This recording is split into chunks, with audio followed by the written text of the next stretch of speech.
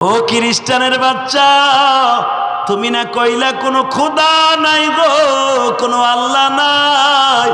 বিশ্বাস করি না, মরার পরে মানুষ মাটি হয়ে যায়। মানুষ জন্ম নিছে, এর পিছনে কোনো মালিক নাই, আল্লাহ নাই। যদি এইটা বিশ্বাস না করো, গাছ ছিল, গাছ সিরিয়া পারিয়া নৌকা হয়ে গেল, তাহলে এটা আমি কেমনে বিশ্বাস তোমারে করব? এখানে পাহাড় যেখানে লাগবে পাহাড় হইল, যেখানে নদী লাগবে নদী হইল। পূর্ব গগন থেকে সূর্য উদিত হয়, পশ্চিমে অস্তমিত হয়। এইটা যদি কেউ করতেছে, কে কেমনে করে? এর পিছনে যদি একজন মালিক না থাকে, তাহলে এটা কে করতেছে? আল্লাহ কই, আল্লাহ কই, এটা দেখাও। যদি আল্লাহ থাকে আল্লাহরে দেখাই দাও, অথবা অনুভব করায় দাও, অথবা আল্লাহ কোন দিকে ফিরে চায় রয়েছে সেটাও বুঝাইয়া দাও। বাদশা ফয়সালের সামনে ইমাম আবু হানিফা বলে, এই দুই প্রশ্নের উত্তর যদি দিতে হয় আমার কাছে লাঠি লাগবে। বাজানরা লাঠিটা সামনে আনিয়া এমন জোরে খ্রিস্টান পাদ্রীর মাথার উপরে আঘাত করছে, আঘাতের চোটে রক্তগুলা প্রবাহিত হচ্ছে। সঙ্গে সঙ্গে বাদশা ফয়সাল বলে, এটা কি করলেন? প্রতিদ্বন্দ্বী মানুষটারে মারলেন। লোকটা সারের মতো চিল্লাইতেছে। বাদশা ফয়সাল বলতেছে, এটা কেমন হইল? লোকটা কি ব্যথা পায় নাই? ইমাম আবু হানিফা জিজ্ঞেস করেন তো বাদশা, তার ব্যথা কোথায়? বলে, তোমার ব্যথা কই? ব্যথা কি দেখানো যায়? ইমাম আবু হানিফা বললেন, ব্যথা যদি দেখানো না যায়, রক্ত দেখে আর ওই জায়গায় বাড়ি দিছি, ব্যথা অনুভব করা যায়। তাহলে বুঝিয়ালেন গো বাচ্চা, খ্রিস্টান পাদ্রীর বলিয়ে দেন, ব্যথা যেমনে দেখানো যায় না, আমার মাওলারেও কোনোদিন দেখানো যায় না। রক্ত দেখে অনুভব করা যায় ওখানে ব্যথা আছে। পাহাড় পর্বত নদী নালা দেখে অনুভব করা যায় আমার মালিক আছে।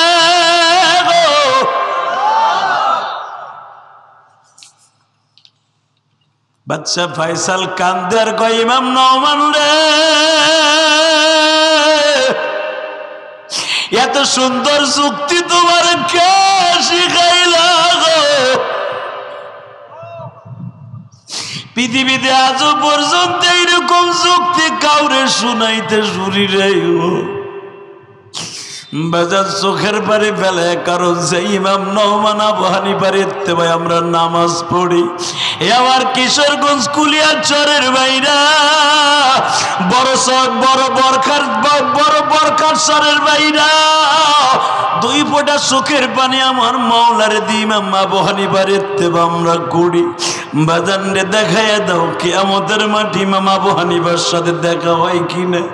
একটু পরে বলতেছে, বাচ্চা আপনার চেয়ার আপনারে দিয়ে দিলাম, আমি আবু হানিফা আগের মতো হয়ে গেলাম। এই যে আর একটা প্রশ্নের উত্তর দিলাম, আমার মালিক বর্তমানে আমার চেয়ারের থেকে নামাইয়া আপনার বাচ্চাই ফিরে দিছে। বাজান, এই জন্য ক্ষমতার দাপট কোনোদিন দেখায়ও না। যে আল্লাহ ক্ষমতা দেয় ওই আল্লাহ নেয়। যুবক রে, শরীরে ক্ষমতা আছে, মানুষকে মানুষ মনে করো না। গরিব মানুষদেরকে বড় লোকরা কোনোদিনও দাম দিতে চাও না। হ্যাঁ যুবক ভাই রে, মুরব্বীদেরকে সম্মান করতে চাও না, আলেম ওলামাকে সম্মান করতে চাও না। এই দুনিয়ায় ক্ষমতা চিরদিন থাকবে না গো বাবা। আমি আপনাদের দুইটা পাও ধরে বলে দিয়ে যাই রে। ইমাম আবু হানিফা রাহমাতুল্লাহ আলাইহি বললেন, ও খ্রিস্টান পাদ্রী, আপনি না বললেন আল্লাহ কোন দিক ফিরে চাইয়া রয়েছে, প্রমাণ করতে হবে। একটা মোমবাতি আমি 1 মিনিটের মধ্যে চাই। মোমবাতি এনে দেওয়া হইল। একটা মোমবাতি ধরাবার জন্য কাঠি দরকার, মেজ দরকার, মেজ আনা দেওয়া হইল। ইমাম আবু হানিফা নিজে মেসে কোপ দিয়া মোমবাতিটা ঝরাইয়া খ্রিস্টান পাদ্রীর হাতে দিয়া বলে, এবার বলেন তো মোমবাতির মুখ, আলোর মুখ কোন দিকে আছে? ইমাম আবু হানিফার উত্তরে খ্রিস্টান পাদ্রী বলে, মোমবাতির আলোর মুখ আবার কোন দিকে থাকবে? চারিদিকে তো ছড়িয়ে পড়েছে। ইমাম আবু হানিফা বলে একটা মোমবাতির আলো যদি চারিদিকে থাকে গো, তাবারাকাল্লাযী বিয়াদিহিল মুলক ওয়া হুয়া আলা কুল্লি শাইইন কাদির আল্লাযী খালাকাল মাউতা ওয়াল হায়াতা লিয়াবলুয়াকুম আইয়ুকুম আহসানু আমালা ওয়া হুয়াল আজিজুল গফুর। আল্লাহু লা ইলাহা ইল্লা হুয়াল হাইয়ুল কাইয়্যুম লা তাখুযুহু সিনাতু ওয়ালা নাওম। আমার মালিক এমন শক্তিশালী, আমার মালিক কোনদিন কোন দিকে এককভাবে তাকাই থাকে না। মোমবাতির মুখ যদি চারিদিকে হয়, আমার মালিক এমন একটা মালিক চারিদিকে তাকায় থাকে। রাত 3টার সময় গরিব রিক্সা চালাইতে যাবে, আল্লাহকে ডেকে ডেকে বলে মালিক। ঠিক ইমাম আবু হানিফার জামানায় একজন মুরিদ, ইমাম আবু হানিফার মুরিদ, জোরে কর মারহাবা। আর ইমাম আবু হানিফার ছাত্র হলো ইমাম মোহাম্মদ বিন হাম্বল, জোরে কর আল্লাহু আকবার। এই উস্তাদ, দুইজনের উস্তাদ, তার ছাত্রের গুতাই দেয়, তার উস্তাদ ইমাম আবু হানিফা, সুবহানাল্লাহ বিহামদিহি।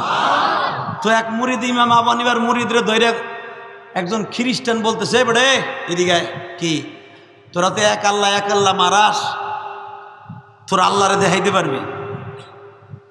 মুরিদ হে আর কতটুক পারবো ভাই, হের কতটুক আর এলেম আছে? কয় আমার উস্তাদের কাছে যাই, যেরকম মারহাবা।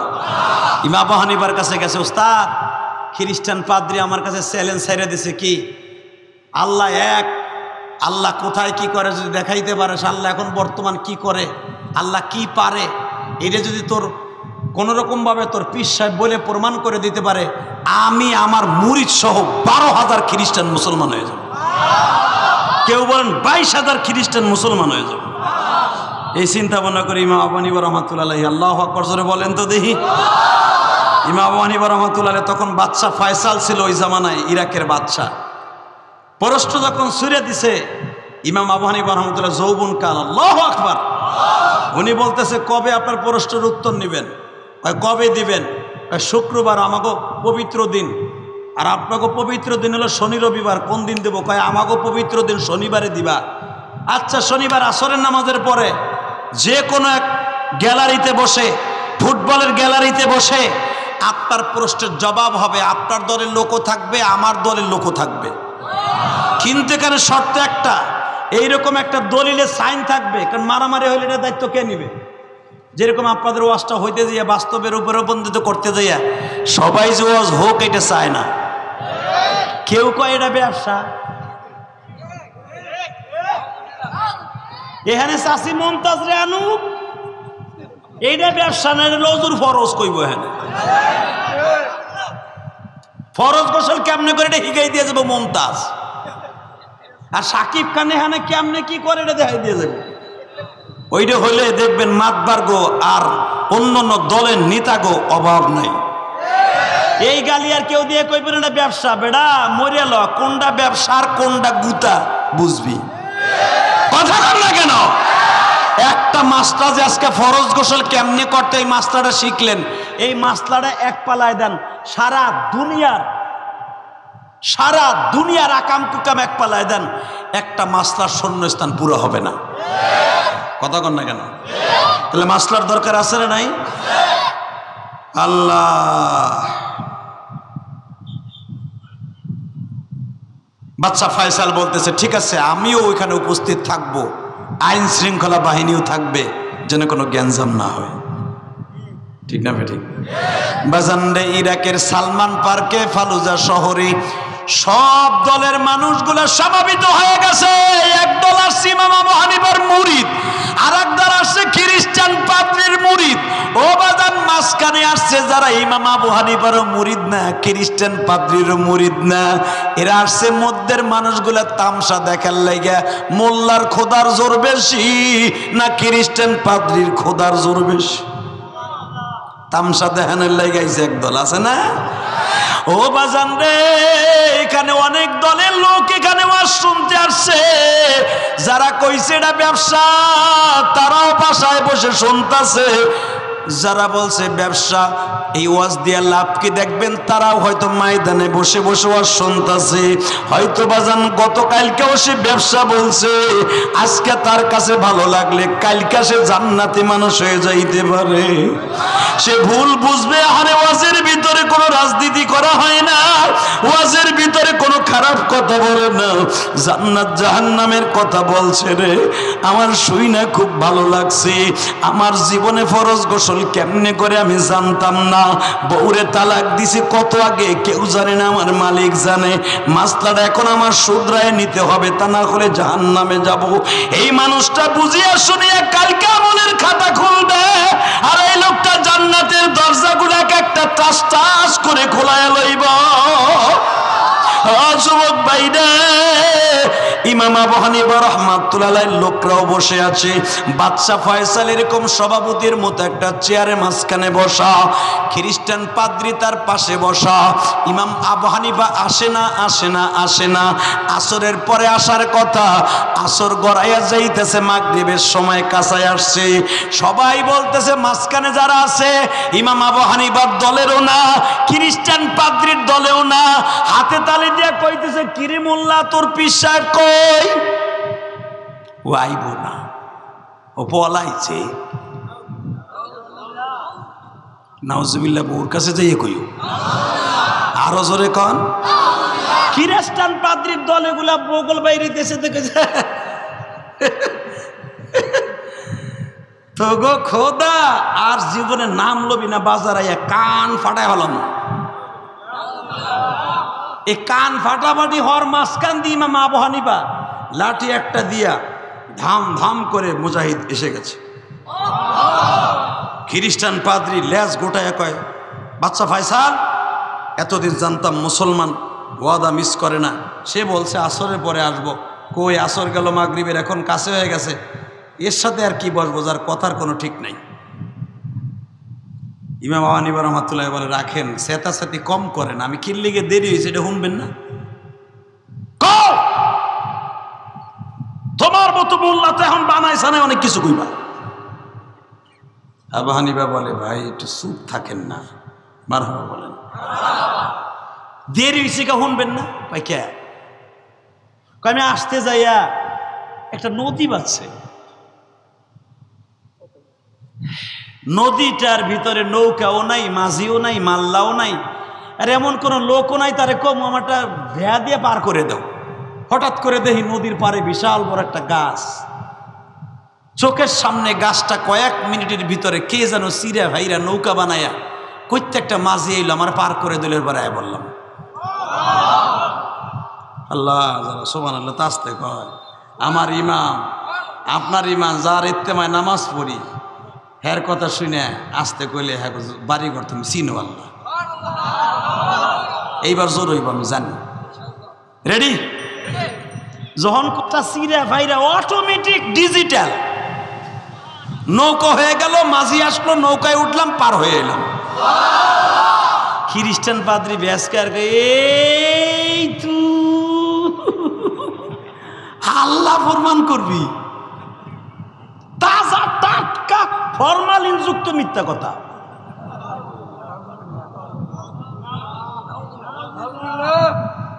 বাচ্চা ফয়সাল বলতেছে, আবু হানিফা সাহেব, এতদিন আপনাকে আমি খুব ভালো জানতাম, এটা একটা যুক্তি হলো বলেন?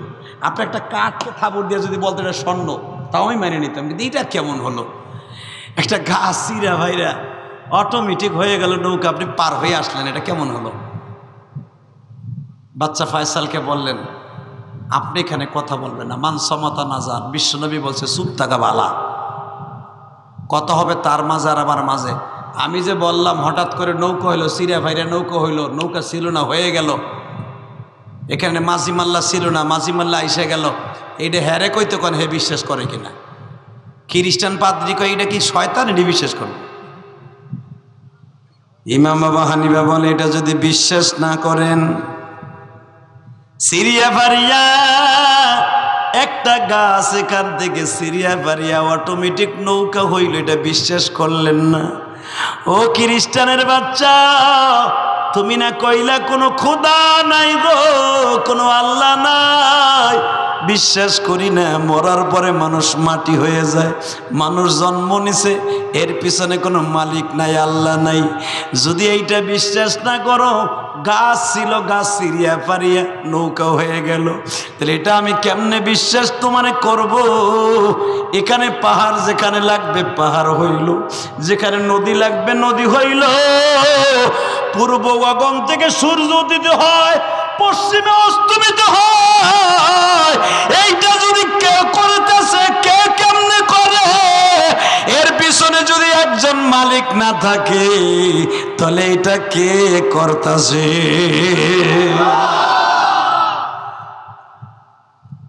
যদি এটা বিশ্বাস না করো, তোমার এটা বিশ্বাস করবা না? সঙ্গে সঙ্গে খ্রিস্টান পাদ্রী বলে, আমি যুক্তি পেয়ে গেছি একটা, যেরকম মারহাবা। যখন এইটা নৌকার ভিতরে গাছ হইয়া নৌকা হয়ে আসতে পারে, এটা বিশ্বাস করো না, তাহলে তুমি তোমার কথা আমি কেমনে বিশ্বাস করবো যে মালিক নাই? যেই মালিক পাহাড় যেখানে লাগবে পাহাড় বানাইলো, যেখানে মানুষ বানানোর দরকার তোমার মতো খ্রিস্টান বানাইলো, নদী যেখানে দরকার নদী বানাইলো, সূর্য যেখান থেকে উদিত হওয়ার কথা সেখানে উঠতেছে, কোনো জাররা পরিমাণে দিক সেদিক করে না, একটা হুকুমের নড়াচড়া করে না। যেদিকে স্রোত যায় পানির ওদিকেই যাচ্ছে। আজও পর্যন্ত স্রোত এদিক সেদিক হলো না, তাহলে বোঝা গেল একজন মালিকের হুকুম এখানে চলতেছে। কথা বলেন না কেন? খ্রিস্টান বাদী বলে, ঠিক আছে, একটা মাইনা নিলাম, মালিক একজন আছে। তাহলে মালিক যদি থাইকা থাকে, বুঝা নিলাম নদী নালা আছে, সব পাহাড় পর্বত আছে, মালিক আছে, এখন মালিক কি করতে পারে তাই করতে পারো। সুবহানাল্লাহ বলেন না? ও, এই প্রশ্নের জবাব দিতে হবে, মালিক কি করতে পারে? হ্যাঁ বাচ্চা, আপনি কি আমারে কয়েক মিনিটের জন্য আপনার ওই চেয়ারটায় বসতে দিবেন? বাচ্চা ফয়সাল বলে, লাস্টে কি আপনি ইরাকের প্রেসিডেন্টও হবেন? আমারে দেন না, চেয়ারটা বসতে দেন, আমি ইরাকের প্রেসিডেন্ট হইতে চাই না, যদি চেয়ারে বসতে চাই কয়েক মিনিট। ঠিক আছে, আসেন, প্রশ্নের উত্তর দেওয়ার জন্য আসেন। চেয়ারে বইয়া ঘোরে নড়ে সরে বাচ্চা বাচ্চা ফয়সাল বলতেছে, আবদুল্লাহ ফয়সাল বলতেছে, কি ব্যাপার, আপনি তো লড়াচড়া করেন, কোনো উত্তর দেন না। খ্রিস্টান পাদ্রীরে বলতেছে, কি আপনি বলেন না আমার কাছে যে উত্তর চান? বাচ্চা, আল্লাহ কি পারে? বলে, হ্যাঁ উত্তর দেন, আল্লাহ কি করতেছে? আমার আল্লাহ করে দেখাইলেন। বাচ্চা ফয়সালকে চেয়ারের থেকে নামাই আমার চেয়ারে বসাই দিছে। আমার আল্লাহ বর্তমানে এই দেশের প্রেসিডেন্ট আমারে কয়েক মিনিটের জন্য বানাই দিছে, কারণ এই চেয়ারে যে বসবে সেই হলো এই দেশের বাদশা। সঙ্গে সঙ্গে খ্রিস্টান পাদ্রী বলেন, আমি বুঝিয়ে ফেলাইছি দ্বিতীয় প্রশ্ন, তবে আর একটা কথা আল্লাহরে দেখাইতে হবে তিনি এখন কি করতেছে। আল্লাহ কই, আল্লাহ কই, এটা দেখাও। যদি আল্লাহ থাকে আল্লাহরে দেখাই দাও, অথবা অনুভব করায় দাও, অথবা আল্লাহ কোন দিকে ফিরে চায় রয়েছে সেটাও বুঝাই দাও। বাদশা ফয়সালের সামনে ইমাম আবু হানিফা বলে, এই দুই প্রশ্নের উত্তর যদি দিতে হয় আমার কাছে লাঠি লাগবে। বাজানরা লাঠিটা সামনে আনিয়া এমন জোরে খ্রিস্টান পাদ্রীর মাথার উপরে আঘাত করছে, আঘাতের চোটে রক্তগুলা প্রবাহিত হচ্ছে। সঙ্গে সঙ্গে বাদশা ফয়সাল বলে, এটা কি করলেন? প্রতিদ্বন্দ্বী মানুষটারে মারলেন। লোকটা ষাঁড়ের মতো চিল্লাইতেছে। বাদশা ফয়সাল বলতেছে, এটা কেমন হইল? লোকটা কি ব্যথা পায় নাই? ইমাম আবু হানিফা জিজ্ঞেস করেন তো বাদশা, তার ব্যথা কোথায়? বলে, তোমার ব্যথা কই? ব্যথা কি দেখানো যায়? ইমাম আবু হানিফা বললেন, ব্যথা যদি দেখানো না যায়, রক্ত দেখে আর ওই জায়গায় বাড়ি দিছি, ব্যথা অনুভব করা যায়। তাহলে বুঝিয়ালেন গো বাচ্চা, খ্রিস্টান পাদ্রীর বলিয়ে দেন, ব্যথা যেমনে দেখানো যায় না, আমার মাওলারেও কোনোদিন দেখানো যায় না। রক্ত দেখে অনুভব করা যায় ওখানে ব্যথা আছে, পাহাড় পর্বত নদী নালা দেখে অনুভব করা যায় আমার মালিক আছে।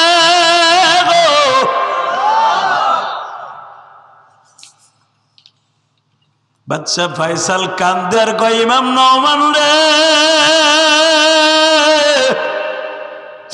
এত সুন্দর যুক্তি তোমার কে শিখাইলা গো? পৃথিবীতে আজও পর্যন্ত এইরকম যুক্তি কাউরে শুনাইতে শুনি রে। বাজার চোখের বাড়ি ফেলে, কারণ যে ইমাম নহমান আবু হানিফার ইত্তেবায় আমরা নামাজ পড়ি। এ আমার কিশোরগঞ্জ কুলিয়ার চরের বাইরা, বড় বরখার চরের বাইরা, দুই ফোঁটা চোখের পানি আমার মাওলার দি ইমাম আবু হানিফার ইত্তেবা আমরা করি। বাজান রে দেখাইয়া দাও কিয়ামতের মাটি ইমাম আবু হানিফার সাথে দেখা হয় কিনা। একটু বারে বলতে যে বাচ্চা, আপনার চেয়ার আপনারে দিয়ে দিলাম, আমি আবু হানিফা আগের মতো হয়ে গেলাম। এই যে আর একটা প্রশ্নের উত্তর দিলাম, আমার মালিক বর্তমানে আমার চেয়ারের থেকে নামাইয়া আপনার বাচ্চাই ফিরে দিছে। বাজান এই জন্য ক্ষমতার দাপট কোনোদিন দেখায়ও না। যে আল্লাহ ক্ষমতা দেয় ওই আল্লাহ নাই। যুবক রে, শরীরে ক্ষমতা আছে, মানুষকে মানুষ মনে করো না। গরিব মানুষদেরকে বড় লোকরা কোনোদিনও দাম দিতে চাও না। হ্যাঁ যুবক ভাই রে, মুরব্বীদেরকে সম্মান করতে চাও না, আলেম ওলামাকে সম্মান করতে চাও না। এই দুনিয়ায় ক্ষমতা চিরদিন থাকবে না গো বাবা। আমি আপনাদের দুটা পাও ধরে বলে দিয়ে যাই রে, ইমাম আবু হানিফা রাহমাতুল্লাহ বললেন, ও খ্রিস্টান পাদ্রী, আপনি না বললেন আল্লাহ কোন দিক ফিরে চাইয়া রয়েছে, প্রমাণ করতে হবে। একটা মোমবাতি আমি 1 মিনিটের মধ্যে চাই, মোমবাতি এনে দেওয়া হইল। একটা মোমবাতি ধরাবার জন্য কাঠি দরকার, মেজ দরকার, মেজ আনা দেওয়া হইল। ইমাম আবু হানিফা নিজে মেসে কোপ দিয়া মোমবাতিটা জড়াইয়া খ্রিস্টান পাদ্রীর হাতে দিয়া বলে, এবার বলেন তো মোমবাতির মুখ, আলোর মুখ কোন দিকে আছে? ইমাম আবু হানিফার উত্তরে খ্রিস্টান পাদ্রী বলে, মোমবাতির আলোর মুখ আবার কোন দিকে থাকবে? চারিদিকে তো ছড়িয়ে পড়েছে। ইমাম আবু হানিফা বলে, একটা মোমবাতির আলো যদি চারিদিকে থাকে, তাবারাকাল্লাযী বিয়াদিহিল মুলক ওয়া হুয়া আলা কুল্লি শাইইন কাদির, আল্লাযী খালাকাল মাউতা ওয়াল হায়াতা লিয়াবলুয়াকুম আইয়ুকুম আহসানু আমালা ওয়া হুয়াল আজিজুল গফুর। আল্লাহু লা ইলাহা ইল্লা হুয়াল হাইয়ুল কাইয়ুম লা তাখুযুহু সিনাতু ওয়ালা নাওম। আমার মালিক এমন শক্তিশালী, আমার মালিক কোনদিন কোনো দিকে এককভাবে তাকাই থাকে না। মোমবাতির মুখ যদি চারিদিকে হয়, আমার মালিক এমন একটা মালিক চারিদিকে তাকায় থাকে। রাত 3টার সময় গরিব রিক্সা চালাইতে যাবে, আল্লাহকে ডেকে ডেকে বলে, মালিক কাজ করে বাবা, বিল্ডিং এর কাজ করে। ফজরের আগে হাঁটতে হাঁটতে 3 মাইল 4 মাইল রাস্তা হাঁটিয়া বাজান বিল্ডিং এর কাজে যায়। লোকটা ফজরের নামাজটা পড়িয়া হাত দুটা তুলিয়া কয়, মালিক রে, কোন বড় লোক ঘুমের থেকে ওঠে নাই, আমি গরিব মানুষ উঠছি রেজেকের জন্য, তুমি রাজ্জাক আমার রেজেকের ব্যবস্থা করিয়া দাও। আমার আল্লাহ বলে, আমি চারিদিকে কেন তাকায় থাকি জানোস নি? গরিবে ডাক দিলে আমারে পাবে, রাত 3টায় ডাক দিলে পাবে, 10টায় পাবে, 12টায় পাবে, 1টায় পাবে। রাতের অন্ধকারে বিপদে পড়িয়া যদি আমি মাওলারে ডাক দেয় গো, লা তাখুযুহু সিনাতুন ওয়ালা নাওম, আমি আল্লাহ 24 ঘন্টা 24টা ঘন্টা চারিদিকে তাকায়া থাকি, কখন কোন বান্দা কোন বিপদে পড়ি আমি মাওলারে ডাক দিবে, আমি আল্লাহ তার ডাকে সাড়া দিয়া তার মনের সব আশাগুলা পুরা করে দিব।